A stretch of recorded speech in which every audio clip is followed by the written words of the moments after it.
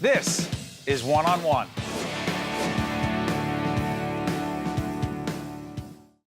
Hi, Steve Adubato. More importantly, it is my pleasure to introduce the president of the New Jersey Education Association, Wendell Steinhauer. We are, in fact, Wendell, at the NJEA Convention here in beautiful Atlantic City Convention Center. Beautiful day, beautiful convention. Now we are shooting at the end of 2016, talking about 2017. The world has changed in Washington. We'll see what happens in the State House in New Jersey. Let me ask you this, before we talk about New Jersey, we have a new president. President-elect Trump, as we do this program, he will be taking office in Washington, talks about education policy. Put in perspective the role of the federal government, the role of the Department of Education in New Jersey education. Well, as you know, we've looked at the federal Department of Education as the big intrusion into a lot of states. In New Jersey, for instance, we only get about 3% funding, not very much. But for all that they have to say, and through No Child Left Behind, Race to the Top, and now we're going into the Essa Implementation, which What is is actually... Essa? You guys have a few acronyms? Essa is Every Student Succeeds Act, which was signed last December, almost a year ago, by President Obama, to replace the NCLB, No Child Left Behind Act that was in place for 13 years. And it's supposed to be reauthorized every 5 years, so we kind of went a while on that one. The good thing about Essa is that it's more state-driven, and that states can be putting their implementation plans in, and quite honestly, that's what's going to be needed in March of 17 or June of 17. There's some thinking in the administration right now as to charter schools, guidelines. What are they? Why does it matter? And what do you believe makes sense or doesn't make sense about them? Actually, just in the last 4 or 5 months, Governor Christie has really pushed on charter school reform, which translates to loosening up the guidelines on charter schools, and they just put regulations through the Department of Education right now. They're still reviewing them right now, but here's the thing with charter schools. It's been a 20-year experiment. 20 years charter schools have been in New Jersey, and they were originally to create this innovation and bring out good ideas and so on. So where we are on that is, it's time to take a pause. We're asking, let's get a study done on what charter schools have done over the 20 years. Is it fulfilling the original need? Where is it going now? And should we continue or make revisions on that? Who would do that study? What objective arbiter, judge, would look at this and come to those conclusions? What we believe is this would have to go through the legislature. So currently, with the current governor right now, Governor Christie, I would say nothing's going to get signed in that way. He's looking to do more of it through control of the Department of Education. As you know, he has the appointee of the commissioner there. So we're looking to possibly have a change in administration and move towards that. So it would be worked out in legislature. We will be proposing language for that, and actually have tried to get it through, but it hasn't come out of committee in the Senate. You know, 2017, a big year in New Jersey. It's one thing to elect a new president, huge for the country. It's another thing in New Jersey, the year that follows a presidential election is big. New Jersey and Virginia, one of only 2 states in the nation, electing a governor immediately thereafter. So in June of 2017, a primary, which in New Jersey, the Democratic side may not matter very much. The NJEA has already come out and endorsed Phil Murphy. Why so early, and what, in terms of education policy, draws you to Phil Murphy? Yeah. So we came out early. It's actually historic for NJEA. We have never endorsed a gubernatorial candidate in the primary. And we, to be clear, we endorsed in the Democratic primary. And we'll be looking to see, once more people have come out for the Republican side, we'll be screening for that primary too. Why did we get involved so early?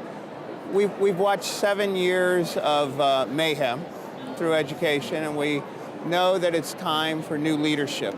And we look closely at all of the candidates, and our PAC, we have a process, our PAC organization. Your Political Action Committee. Right, 125, sorry on the acronym. That's all right. 125 members of our organization made that decision to go forward with an early endorsement and to screen them out. And on October 8th, we did endorse Phil Murphy Phil is certainly aligned with many of our issues. I think he's a fresh of breath there, and I think he's what New Jersey as a whole, not only for education, but for everything, needs. Let's take this one issue, which is critical. Talk the pension crisis in the state. What do you really believe Phil Murphy would do in terms of dealing with the massive debt, the money that is owed in terms of public employee pensions? What has he said to you and your colleagues that causes you to say, Phil Murphy's got a plan to get this done? What Phil has said is, well, first of all, he was on a pension commission back in 2005, a blue ribbon commission, which many of the things that they set out right now were, it's a very simple thing to fix, actually. The problem is you have to be putting money in on a regular basis to make sure You mean the state of New Jersey does. And right. for those who say, quote, the money's not there to do it, it may sound simple in theory, but the money's not there from the state to do it without raising taxes. And it's been 20 years since they put it in, and how they're going to get that revenue, that's up to the legislature, that's fine. But right now I know that if they don't start putting money in, actually we just went down to the last, we're ranked 50th out of 50 states for our pensions, state pensions. We were ahead of Kentucky and Illinois, and we've dropped below them.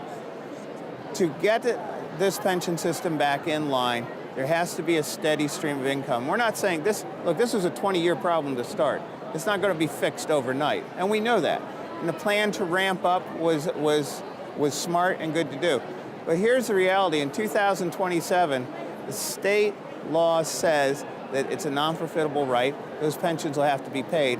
And right now, it's a $4.3 billion for what they should be putting in.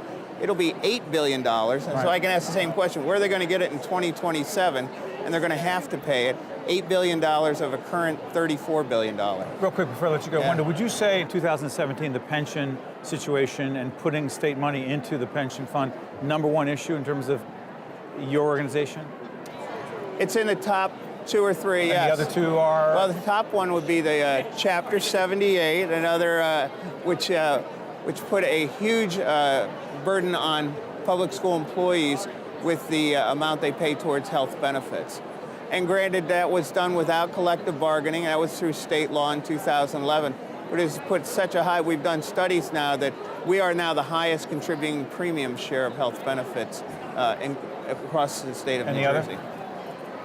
Pension and, all of the, I lumped them into all the school issues, you know, the SGOs, the Common Core, all of those things that need to, that I guess were thrown up on the wall during the last 7 years. And quite honestly, this governor is going to have to come in, whoever is going to be the new governor, he's got a big mess to clean up. And it'll need a lot of cooperation from everybody. And we look forward to being a partner in that. We are with Wendell Steinhauer, who is in fact the president of New Jersey Education Association. We're at the Atlantic City Convention Center. This is the, how many years you guys been doing this? A few years? 163 years we've been an organization. And a whole range of important education issues in 2017 and beyond that faces not just the NJEA, but all those who are concerned about public education and public school educators, if you will. Wendell, we thank you for joining us. We appreciate it. Thanks so much, Steve. Always a pleasure. You got it. One-on-One with Steve Adubato has been a production of the Caucus Educational Corporation, celebrating over 25 years of broadcast excellence. Funding for this edition of One-on-One with Steve Adubato has been provided by the New Jersey Education Association, Wells Fargo, Englewood Hospital and Medical Center, Montclair State University, New Jersey Sharing Network, Verizon, and by the North Ward Center. Transportation provided by Airbrook Limousine, serving the metropolitan New York, New Jersey area.